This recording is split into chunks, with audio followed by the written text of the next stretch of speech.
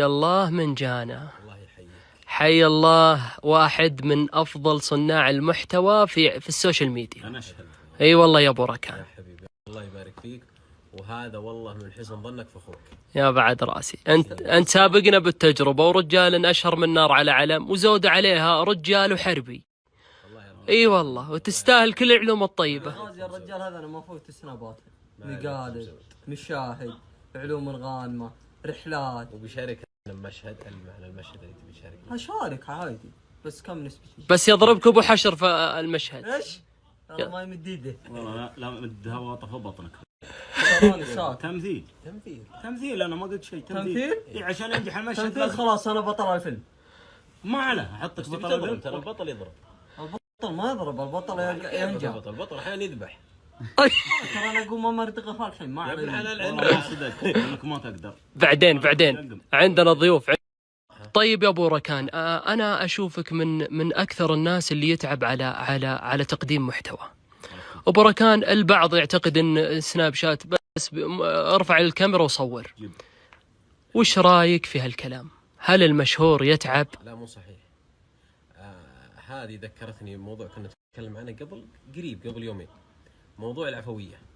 أنا أقول السناب مثل مجال سرجة.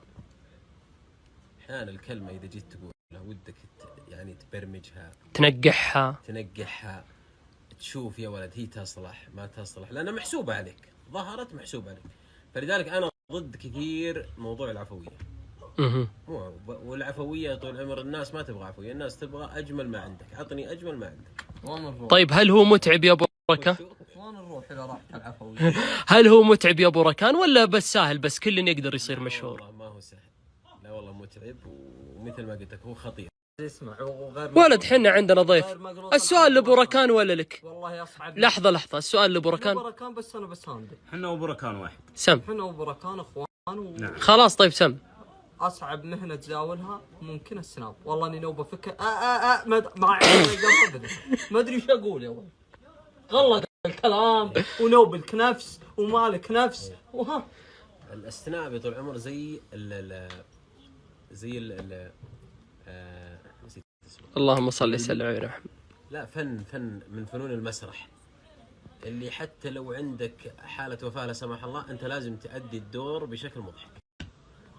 فالسناب كذا، حتى لو عندك هموم الدنيا طيب عندك اعزلها. لو عندك اعلان الله يعينك لازم تجيب. كيف اقنعهم اني ما هو بكل يوم بضحك؟ ما على كيفك، مهنة دي لازم تمارسها. وابو حشر وش رايك فيه؟ بالحشر مغير، لا شافني اضحك ضحك ولا شافني بحز الحز. ما عندي. سكت انت. مرحبا ابو ركان، يا هلا ومرحبا، شرفتنا في محلك الثاني ونورتنا. الله يرفع قدرك. والله يا ابو ركان انها مليانه. يوم جيت انت متشاد نشوش انت الرجال ذا. الرجال هذا ابن الحلال. تشوف انت من شهود الله فرض الله. هو اللي مختلف. والله ما ادري انا يا ابو ركان لا تصدقه، وجهه يوحي بالبراءة بس هو شيطان رجيم. اي بس انا شوف، انا ابغى اعرف الان الهوشه اللي كل يوم هذه، يعني متى الحلقه الاخيره؟ هتدري ترى الهوشه هذه يا ابو ركان ما هي بجديده، من شهر. انا عارف من شهر، منها 3 شهور. لا من شهر، عشان موضوع اليوم الناس حالوا للشمال وهو جالس هنا. طيب بس حلها وش احنا نبي نحل؟ ما لها حل، خلها على نوقف المشاكل هذه كلها. انا اقدر نوقف المشاكل والشياطين انا اقدر شوف والله لا حشمتك يا ابو ركان. هذا الشياطين تربط في رمضان وهو منطلق يا ابو ركان والله لا حشمتك لا صفق في زق من نحفي. اسكت علي المنازيم لو ما حشمك الله ابو ركان. طيب ابو ركان انت ما تعرفه، هو عشان شافك قام ينابخ ولا هذا يطس عشان تدرون انها رخمه ما غير صايح. بالله والله ما غير علشانك حشمت لك ابو ركان، حرام بالله والله لا طف بطل. هي لا تنقدنا في ضيفنا، والله انا عارف كبرنا قايد. اسمع خلنا نرجع لاول شيء يوم تقول يلا حي. ها يا بركان الله يحييك. يا الله، لانه الظاهر المشكله ما تبي تنحل. لا ما تنحل على والله وجه ودر. والله ما غير كاتب، والله ما يوقي ضرسي هذا يا ابو ركان. ضرسك والله اللي لازم تلطحنا. هذا تعرف السوس اللي يمشي في التمر والله انها انجسمت. خلاص اجلس لا تفشنا في الرجال اجلس. خليت من الفشايه شيء، انت بالفشايه اصلا من يوم عرفتك. خلاص يا ابن الحلال والله العظيم لو ما خامت المغري طن ما يدان يزحف وراك. يشين الرجال اللي ما يدان يزحف وراك. تسكت ولا لا يا خمر؟ تسكت ولا لا؟ تعرف كدر يا ساعة. استهدي. رحب بالرجال يا ابو حشر ما يا ولد انت ما خليتي فيها. حياك الله يا بركان، استرنا بس استرنا. احنا مبتلين الله يرفع